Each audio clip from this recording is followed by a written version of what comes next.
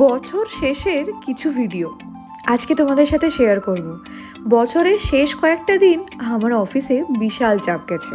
তারই মধ্যে একটা দারুণ জিনিস হয়েছে। এটা কি বলো তো? বাকলাভা। এটার নাম শুনেছি, ফাইনালি আমিও খেয়ে নিলাম, তাও আবার প্রয়াগরাজে বসে।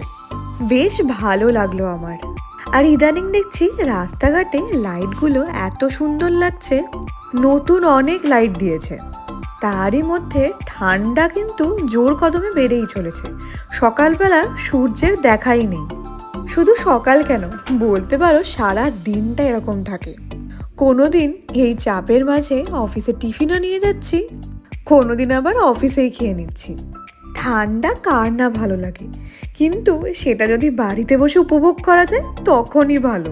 বাইরে বেরোলে আর রোদ্দুর না উঠলে মনটা ভালোই লাগে না। কিন্তু একদিকে ভালো, অফিসে ব্লোয়ার চালায় তো ঢোকার সাথে সাথেই অনেকটা আরাম পাওয়া যায়। এভাবেই দিনগুলো কাটছিল। এবার এলো 31 ডিসেম্বর। ভাবলাম বছরের শেষ দিন যখন, একটু ভালো করেই ভিডিও বানাবো। সকাল থেকে স্টার্ট তো করেছিলাম। ওয়েদারের আজকে সেরকম কোনো পরিবর্তন নেই। অফিসে পৌঁছবো, তারপর কোয়ার্টারের চাপটা একটু বেশিই থাকবে। আর শেষ দিন উপলক্ষে স্পেশাল অফিস থেকে কি খাইয়েছে বলো তো? ঢোকলা আর মিষ্টি। এই মিষ্টিটা কিন্তু অন্যরকম ছিল, ভালো লাগলো বেশ।